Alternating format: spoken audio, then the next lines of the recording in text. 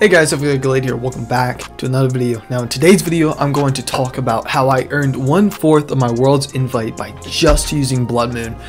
I had a lot of success over the past few weeks by using a couple of different Bloodmoon teams, and I went to two big tournaments. I went to Sacramento Regionals and Toronto Regionals. I placed top 64 in Sacramento and Toronto, but I was able to get day 2 at Toronto for my first ever day 2. And also at Sacramento, I was able to get top 8 at an MSS with over 120 players. So I wanted to go over kind of Bloodmoon as a team, how I had success with it and how might people have success with it. And I have the pace for both teams that I used for Sacramento and Toronto, and you know, some changes that might need to be made, and is it a good team going forward. So anyways, I'm back to making content, sort of. I have my setup together, so I have my recording setup together, and I'm back into making content. I've been doing streaming recently. I'm going to start streaming on Twitch. I'm streaming on YouTube now, just doing some like ladder tournaments and stuff like that. I do definitely want to start making more VGC content, just because VGC right now I'm really into it. I think VGC is at a really fun point right now where I enjoy the metagame. I think it's fun. I think, you know, these past couple months before Regulation E, I wasn't having a lot of fun with the metagame, but now I think it's at a good point where I can feel really confident in saying, hey, I want to invest time into this. And especially with Worlds, you know, now we're competing for points for Worlds. And this is my first full-fledged season where, you know, I can actually go to Worlds, as this will be my first full season as a master. I really wanted to make a splash, wanted to make a difference. I wanted to change how I approach the game. I wanted to become a lot better. So I've already shown lots of growth this year, and especially with a Bloodmoon team, which is what this video is about. So Bloodmoon as a Pokemon is insanely broken. I have the two teams pulled up here that I used, but we're just gonna look at, I'll go over the teams then, but we're just gonna look at Bloodmoon. This mon is absolutely insane. I don't know who thought this mon was correct. I mean, it got banned in OU, and I don't think it should be allowed. It's absolutely broken. The fact that +2 Terra Normal Hyper Voice can OHKO Flutter is just stupid. It shouldn't be able to, because, you know, you can hit ghost types and normal type moves, but Mind's Eye just goes through that. Who cares? This mon is absolutely broken. So I knew going into Regulation E that I wanted to use Bloodmoon, because at NAIC last season I used Terra Normal Boom Burst to Dunsparce, and while that was completely a meme, it did have its kind of fun times where you would just one-shot a Pokemon. Like, I one-shot a Gyarados once just by clicking Terra Normal Choice Specs Boom Burst, which is absolutely insane. That should not be possible. So I realized the potential damage output of something like a base 140 power Terra Normal move, because not much in the metagame is able to resist Terra Normal, or resist Normal Stab. And when Bloodmoon was introduced, I'm like, okay, Bloodmoon's a great Pokemon. I'm just going to go and utilize him, because literally nothing switches into this guy. Well, like a couple things do, but then next turn you can just like Earth Power if they resist, so it doesn't really matter. And so, like, the first couple days of the format, I was testing Bloodmoon. You know, Leonard Craft did get top 8 of Peoria with Dusclops Bloodmoon, but I was in on it before even, well, maybe not in on it before Leonard Craft, but I was in on it before Leonard Craft got top 8 of Peoria. So I was one of the earlier adopters of Bloodmoon. And I have to say, being an early adopter of Bloodmoon, it was really free. There were a lot of matchups that people just had no idea what to do. And as time has gone on, you know, Bloodmoon has actually become a legitimate, viable thing. If you look at Toronto Regionals, there are 2 Bloodmoons within the top 8, Andrew Krug and Enzo Reki. Enzo Reki has Side Spam on his team, so we don't support him. But Andrew Krug's team is actually pretty sick. The Chi-Yu is a good adaptation. So as time went on, Bloodmoon actually did become more viable. But I was an early adopter. I tested a lot of Bloodmoon teams. I don't have it on this PC, but on my other computer, I have probably a good 20 Bloodmoon teams of just, you know, theorizing what mon would work here, what mon would, you know, would do well. And the reason why I chose Bloodmoon as a team is because there's a lot of matchups in which your opponent can't really do much about it, and it's also good versus inexperienced, or like not two super top tier players, because they might not know how to perfectly play around Bloodmoon, and you can capitalize off of that and just win against them pretty easily. So I knew that going into a regional environment where, you know, there's going to be a lot of good players, but there's also going to be a lot of players that aren't the top tier super experienced players, and you can just farm the super inexperienced players and then try to you know, try to go off of the fact that you have experience as a player into experienced players when playing an experienced player to maybe come out on top, because the experienced players are going to know how to play around Bloodmoon. For example, at Toronto Regionals, I played Gavin Michaels in day 2, round 1. And, you know, he had a great matchup into me. He had Golden Go Amoongus. And Golden Go Amoongus into a Bloodmoon matchup is basically almost impossible to deal with. So already, it was looking pretty bad. And I thought I played extremely well against Gavin. You know, I put up a really good fight in my opinion. I showed him that, you know, I'm just not some kid that made day 2. I feel like I put up a good fight, but it did not matter. Bloodmoon, like, having Dusclops and Bloodmoon into Gavin Michaels' team meant I was playing with 4 Pokemon, because I was never bringing Ursaluna, and I was never bringing Iron Hands, or excuse me, Dusclops, because you just could not. Into Golden Go Amoongus, those guys are bad. So there are some bad matchups, but the idea of the team is that it's not a team that's meant to win the tournament. It's not a team that's meant to necessarily do amazing day 2, but is a team that is designed to farm points from regionals. At every regional that you go to with this kind of team, especially early on in the format, before like the meta shifted, you should get points. That's the idea.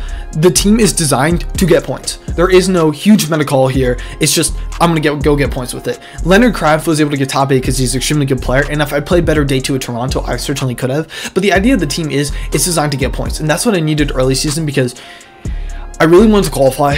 I really want to qualify for Worlds this year, so I figured if I can pilot a team at regionals that I know well, that I know I can get points with, this is going to be the team. And what's great about this team at regional level events is you're going to have a lot of matchups. Let me preface this. Regionals take a lot of time.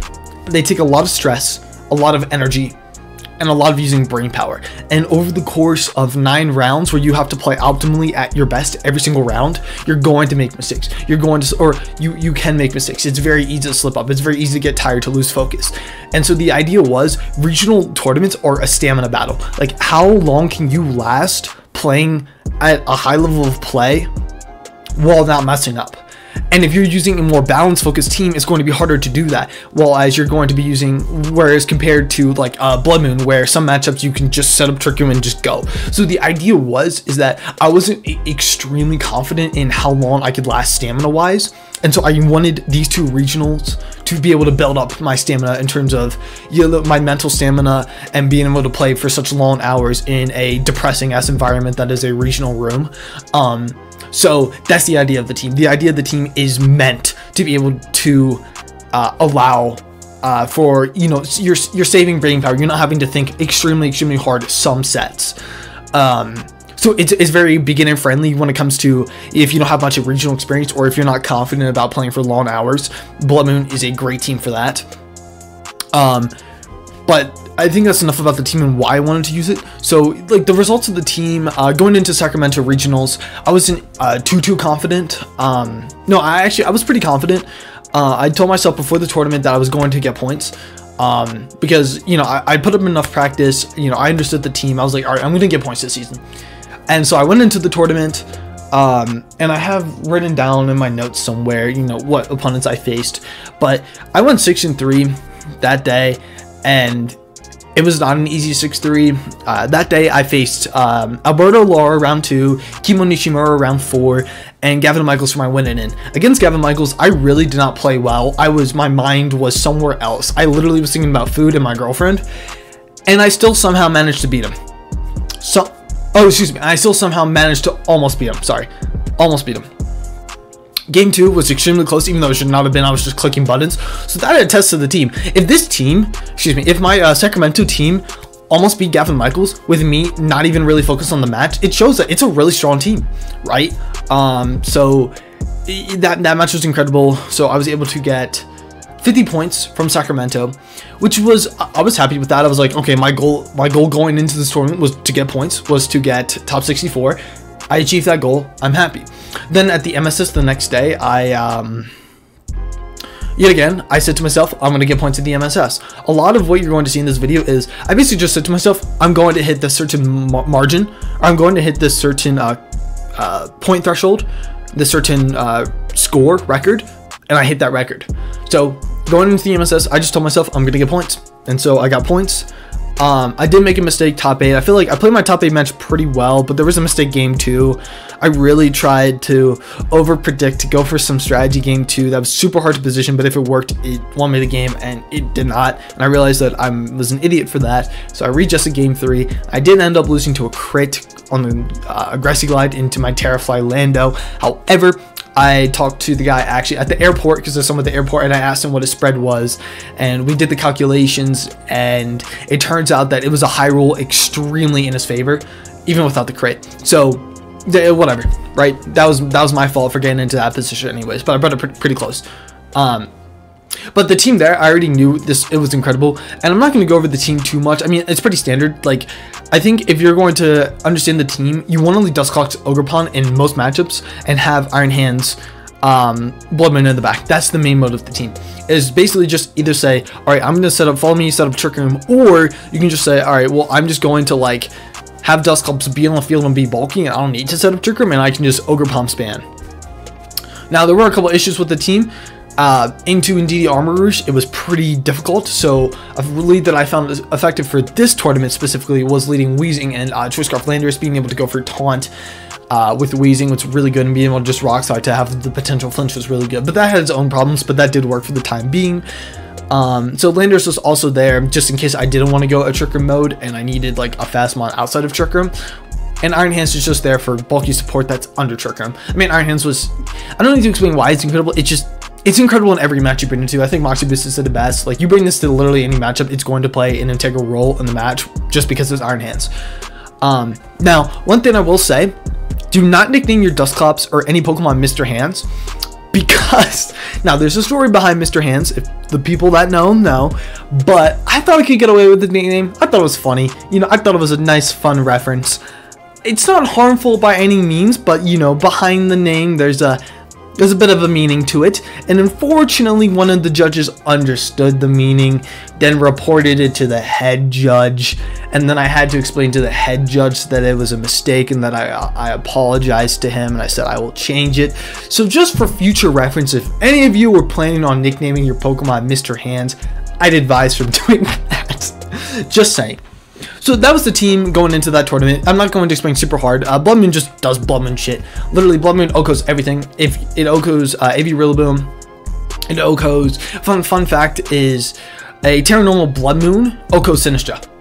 Not +2, it just OHKOs Sinistra, which means that, you know, if this team can struggle with Sinistra a bit, because honestly, your only way to hit Sinistra is Ogerpon.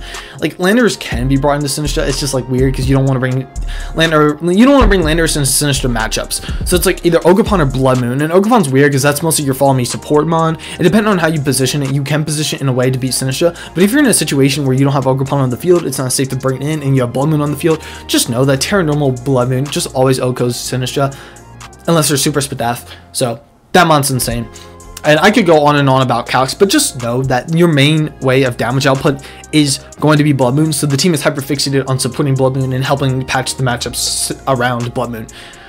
So I was really happy with the Sacramento team, although I felt like definitely round 9 versus Gavin Michaels, like, could have played better. I felt like had I played better, I would have won, which is like what I'm noticing a lot is, I'll talk about this more about Toronto regionals. I felt like in Toronto regionals, a couple of the people that I faced that I lost to that were top tier players, I didn't feel like, oh, I lost and there was no way I could have won that. It's just I didn't play too well. You know, and now I understand I didn't play well, but I'm okay with that, because I was looking back over the match and I was like, well, I know how to, like, if I were to play this set again, I would feel more confident, I'd feel more comfortable, and I wouldn't be scared playing against some of the best players in the world with this team, which can be at times gimmicky.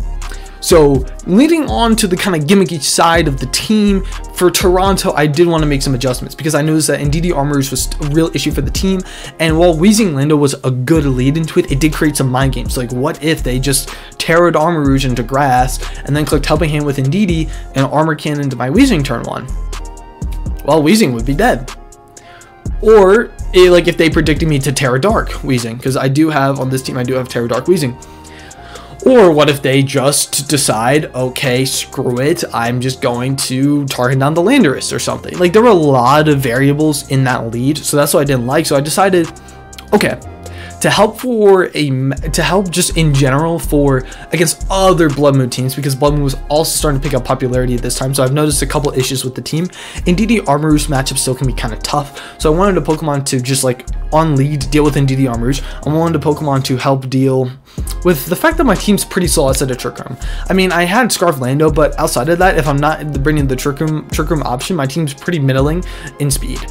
So I wanted a faster option. I wanted something that, you know, had like a Focus Sash, something like that. And I wanted another Pokemon that helped into Blood Moon, because currently Weezing just did not help into Blood Moon. It actually hurt my team's ability, because if I was somehow caught in a position where I had Weezing and Blood Moon on the field and my opponent had like Flutter Mane or something, I was in a really tricky spot, because yeah, I had to like pivot out the Weezing in order for me to actually kill the Flutter Mane. So that was the issue there. So I figured, why don't I add Urshifu to the team? Number one, helps into Indeedee Armarouge. That was the main thing. Secondly, my Dondozo matchup was a little bit tricky, just with the Weezing, because I know it sounds weird. A lot of people teched Weezing specifically for the Dondozo matchup.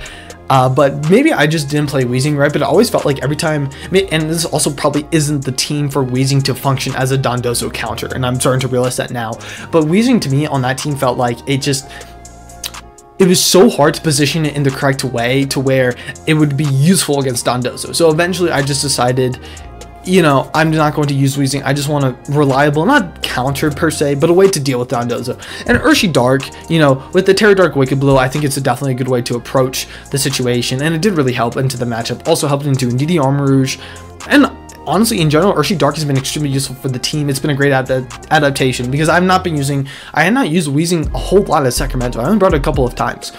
Additionally, on the team, Landorus has not been used too much, but I still am tempted to keep Landorus. Like, if you were to take this team for yourself, I would still keep Landorus on the team, because it's very helpful into certain matchups, especially when, like I mentioned earlier, when I faced Gavin Michaels and he had an Amoonguss and a Golden Go, and I was like, I could not bring Dusclops or Blood Moon.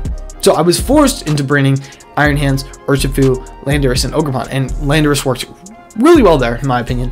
I thought it did a decent job. Now granted, I still lost, because, you know, Gavin Michaels had a good matchup, and it's Gavin Michaels. But I feel like those Pokemon certainly did their job. But my Day 2 Toronto run, like I said earlier in the beginning of the video, there are a lot of times when some of the matchups are free and you go up against inexperienced players who just don't know how to play around the matchup, and that was a prime example of Toronto.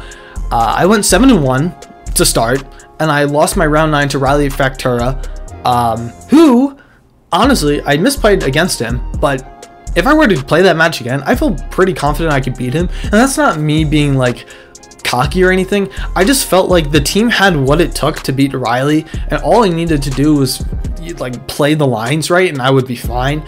But I was really tired at that point. I already made cuts, so I didn't identify it. But I mean, if I'm saying that this team could confidently beat the #1 player in the world as long as you play it right, now it's not as simple as that, trust me, but, and I'm not exaggerating when I say that, I think this team certainly had what it took to just beat the #1 player in the world. Certainly. And I don't think it would, you don't need a top player in the world to beat Riley with this team, in my opinion, with what Riley was running. I just thought I needed to make a couple adaptations, have a clear mind, clear head, and I would be fine. But there's some interesting things to note is, you know, while Bloodmoon is really good, and while I did get, so, excuse me, from Sacramento, I was able to get 75 points, 50 from the regional, and 25 from the MSS. Then at Toronto, even though I did make Day 2, I flubbed Day 2, and that's not a team issue, that is just a me issue. I felt like I definitely could have played better, but I did not have it in me. I was extremely tired, extremely worn out, did not get a lot of sleep, was not mentally there, so that was on me. I still think the team definitely would have struggled in Day 2, but I definitely think I could have secured top 16 if I tried my hardest. So that being said, another top 64, but it was Day 2 this time, which is definitely better. And also, there was a PC down in Colorado that I was able to get top 8 with. I did flub my top 8 match, unfortunately, but that was on me. That wasn't on the team. So all in all, I've had really good results, and I've gotten points at every single tournament with this team. It's extremely good. I have both teams here, and I will link both paced. My Sacramento Regionals team paced and my Toronto Regionals team paced. If you would like to try them, I'll link those in the description down below. But what I will advise is the meta is now shifting after playing in Toronto Regionals and after running into literally the top players. At Toronto, I played Paul Chua and Riley Fractura day 1. Day 2, I faced Gavin Michaels. So I faced some top tier players, don't get me wrong. Some of the best players, number 1 in the world and in North America. Should have said North America and in the world, whatever. But I faced top tier players. And I can tell you from playing them and from seeing the day 1 and day 2 highest usage Pokemon, Amoonguss and Goldengo are on the rise, which basically means that Bloodmoon should now be on the downfall. Now, granted, Bloodmoon did get top 8, 2 top 8s at this regional, but I expect it to drop off because if we're going to see Bloodmoon, if we're going to see Goldengo and Amoonguss on the rise, Goldengo and Amoonguss are direct counters to Bloodmoon. It makes it so Bloodmoon cannot function as a Pokemon. It can function outside of Trick Room, but you can't function inside of Trick Room because of Amoonguss and Goldengo. Because you set up Trick Room, you give Goldengo a free opportunity to set up, but if you lead offensively versus Goldengo and you try to set up, if you lead offensively versus Goldengo, then it's hard to set Bloodmoon up late game. But then if you lead like Dusclops plus an offensive Mon, Goldengo can just tear it, and it also has other like a defensive supportive Pokemon, and then they can just SD up on you or like Nasty Plot up on you anyways, and then win because you have Bloodmoon in the back, and Bloodmoon doesn't threaten it if you don't set up Trick Room. It really makes it so the game plan is extremely hard, if not unwinnable, for Dusclops and Bloodmoon. So what I think is, if we're going to be seeing the rise of Amoonguss and Goldengo, Dusclops and Bloodmoon should fall out. Now, does that mean that people are not going to use Bloodmoon and Dusclops? No, of course they are, because into certain matchups, it's just auto win. All you have to do is position right, make one correct call, and you win against like 40% of teams out there. Not gonna lie, that is fact.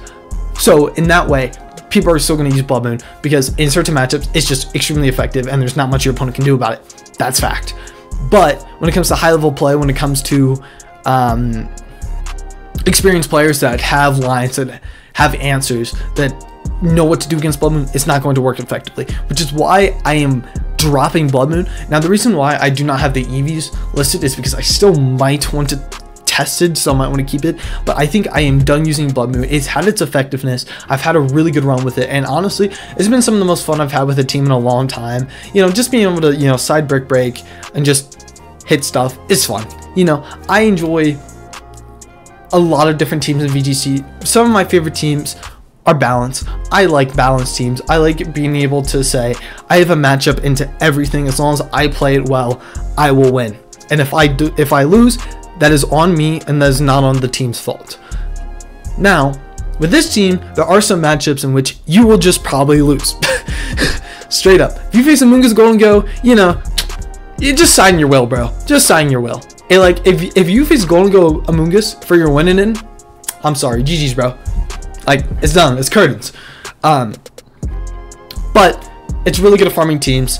And honestly, if you were to, like, if anyone were to bring this to a local, as long as you like don't face the best Goldengo Amoonguss player out there, you're fine. Like, this team is going to destroy locals. I think at locals it's still going to be extremely good. I just think at a regional level, when you're having some of the best players in North America, it's not going to work. And granted, Toronto was, in my opinion, it's going to be it is the most stacked regional that we're going to see this year in North America. Yeah, at least in the North American, like part of the world.